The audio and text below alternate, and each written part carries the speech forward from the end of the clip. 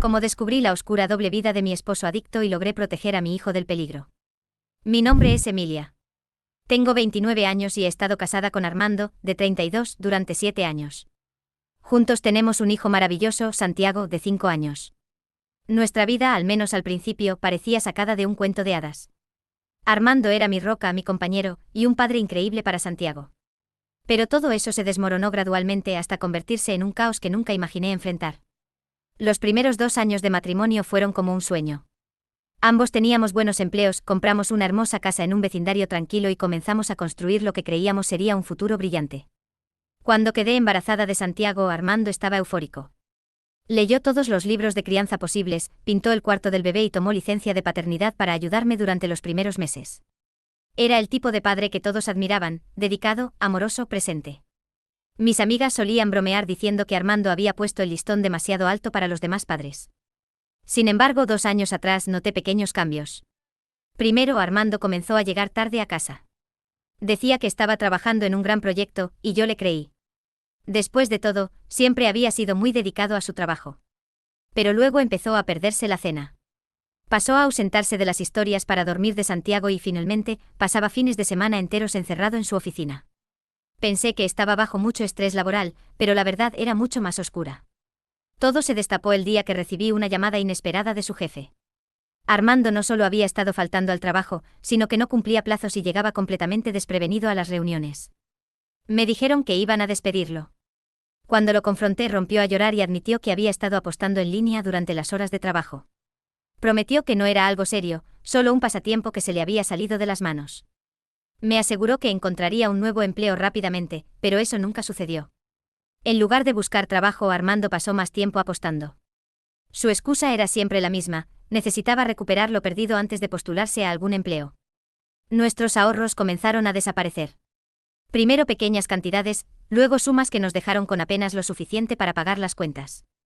Cuando revisaba la cuenta bancaria, encontraba menos y menos dinero, y cada vez que lo confrontaba, tenía una excusa nueva. Según él, estaba a punto de ganar en grande.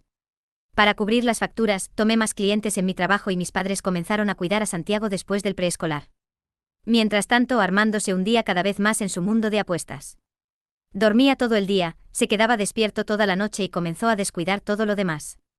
Lo peor fue cuando encontré una pequeña bolsa de polvo blanco en el bolsillo de sus jeans. Aunque sabía lo que era, no quería aceptarlo. Cuando lo enfrenté, admitió que lo estaba usando para mantenerse enfocado durante las sesiones de apuestas. En ese momento supe que habíamos tocado fondo. Sin embargo, lo que me destrozó no fue solo su adicción al juego o las drogas. Fue la traición. Mi prima Sofía, con quien crecí y en quien confiaba plenamente, comenzó a visitarnos con frecuencia para ayudarme con Santiago y escuchar mis desahogos sobre Armando. Parecía preocuparse genuinamente por nosotros. Pero un día, al regresar temprano del trabajo, los encontré juntos en el sofá. Sofía tenía las manos bajo su camisa y su lápiz labial corrido. La imagen quedó grabada en mi mente. Sofía huyó de inmediato, llorando, y más tarde me envió un mensaje disculpándose. Según ella, Armando había estado manipulándola, diciéndole que nuestro matrimonio estaba terminado y que yo planeaba irme. Pero lo más doloroso fue la reacción de Armando. En lugar de mostrar arrepentimiento, se puso agresivo. Me culpó de todo, de no apoyarlo, de trabajar demasiado, de no entender sus necesidades. Y luego simplemente desapareció por 2 días. Cuando regresó, actuó como si nada hubiera pasado. Volvió a su computadora, al póker, al mismo patrón destructivo. Mientras tanto, yo seguía cuidando de Santiago, trabajando horas extra para mantenernos a flote y actuando como si todo estuviera bien, aunque por dentro sentía que me estaba desmoronando. Sabía que tenía que irme por el bien de mi hijo y el mío. Pero el miedo me paralizaba. ¿Cómo enfrentaría la vida sola? ¿Cómo protegería a Santiago de un padre que estaba completamente fuera de control? Comencé a ahorrar en secreto, abriendo una cuenta separada. Pero con los ahorros casi agotados y las deudas acumulándose, sabía que el tiempo no estaba de mi lado. Sin embargo, lo peor aún estaba por llegar. Armando no iba a permitir que las cosas terminaran pacíficamente. Y en su desesperación, haría algo que pondría en peligro la vida de nuestro hijo. Las semanas que siguieron al descubrimiento de la traición de Armando y Sofía fueron una pesadilla. Armando no se disculpó ni intentó justificar sus acciones. En cambio, alternaba entre el silencio y estallidos de ira.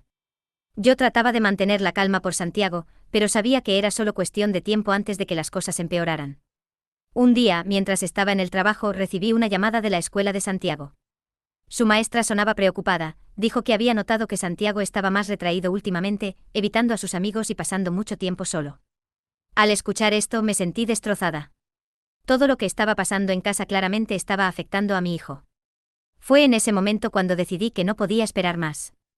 Tenía que irme. Hablé con los padres de Armando.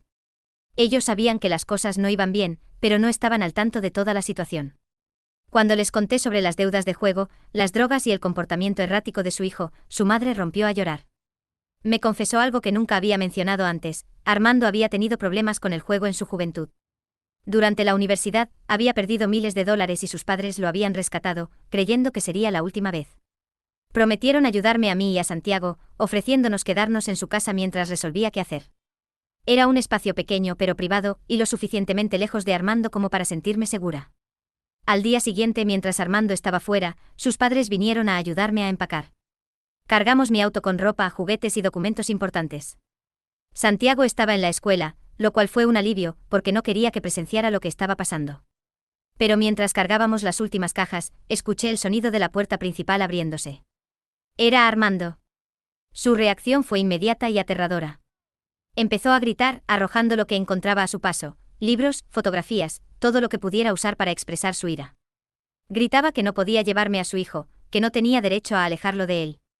Su padre, normalmente un hombre tranquilo, tuvo que sujetarlo físicamente para evitar que me atacara. Su madre y yo terminamos de cargar el auto rápidamente mientras él seguía gritando amenazas. Logré salir de la casa con Santiago antes de que las cosas se salieran de control. Esa noche nos quedamos en la casa de invitados de los padres de Armando.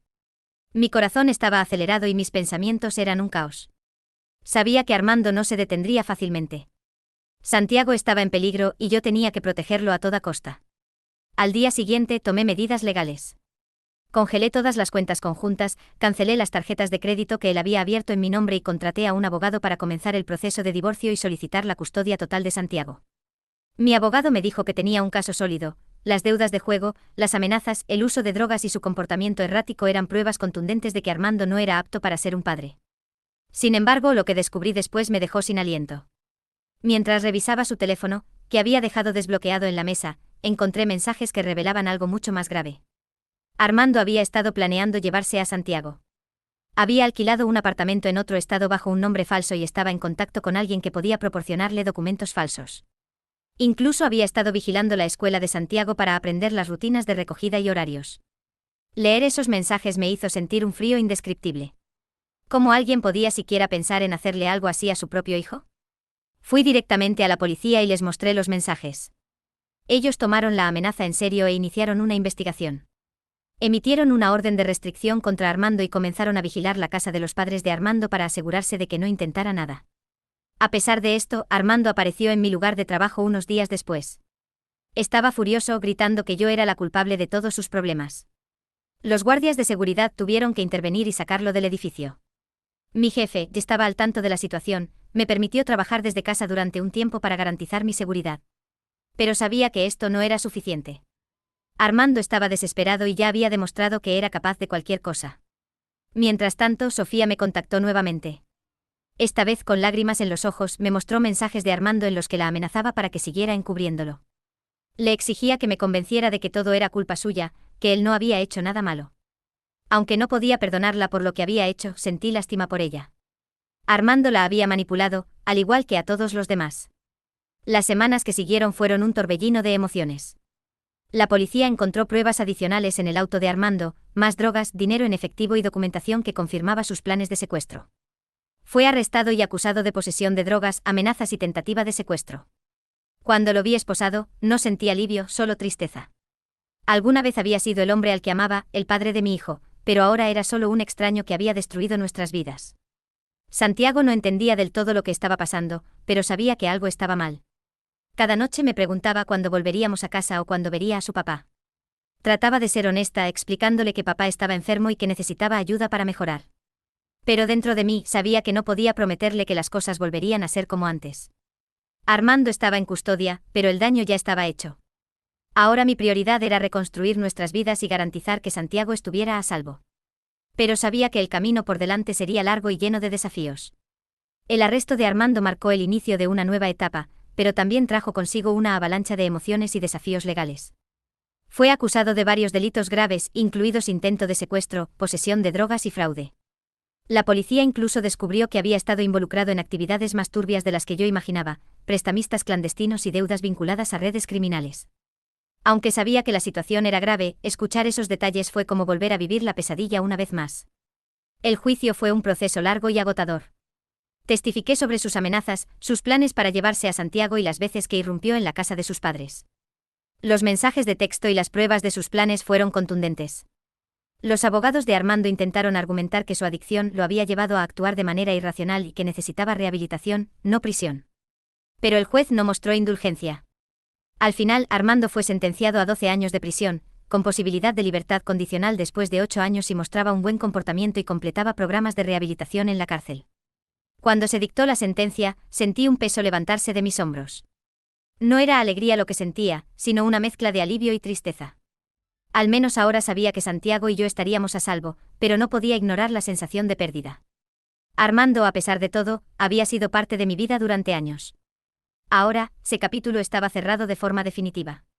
Con Armando fuera del panorama, mi enfoque estaba completamente en Santiago y en reconstruir nuestra vida. Me mudé a un pequeño apartamento cerca del trabajo, lo suficientemente lejos para sentirme segura. Santiago tuvo problemas para adaptarse al principio, preguntando constantemente por su papá. Su maestra y consejera escolar fueron de gran ayuda, asegurándome que con tiempo y apoyo, Santiago podría superar esta etapa. En casa traté de crear una atmósfera cálida y estable para él. Decoramos juntos su habitación con pósteres de superhéroes y juguetes nuevos. Cada noche le leía un cuento antes de dormir, tratando de llenar el vacío que Armando había dejado. Aunque todavía hablaba de su papá de vez en cuando, noté que sus preguntas se volvían menos frecuentes con el tiempo. En cuanto a mí, fue un proceso lento recuperar mi confianza. Estaba lidiando con las secuelas financieras del caos que Armando había dejado. Aunque el tribunal dictaminó que no era responsable de las deudas de las tarjetas de crédito fraudulentas, aún estaba recibiendo cartas de prestamistas que Armando había engañado. Mi abogado trabajó arduamente para resolver esas reclamaciones, y poco a poco logré estabilizar mis finanzas. Comencé a ahorrar de nuevo, esta vez con más precaución. Los padres de Armando continuaron siendo un gran apoyo. Su madre, en particular, estaba devastada por lo que había sucedido, pero también aceptaba que la prisión era el mejor lugar para él en este momento. Me ayudaron con Santiago cuando lo necesitaba, pero poco a poco fui estableciendo límites saludables. Era importante para mí demostrarle a Santiago que podíamos salir adelante por nuestra cuenta.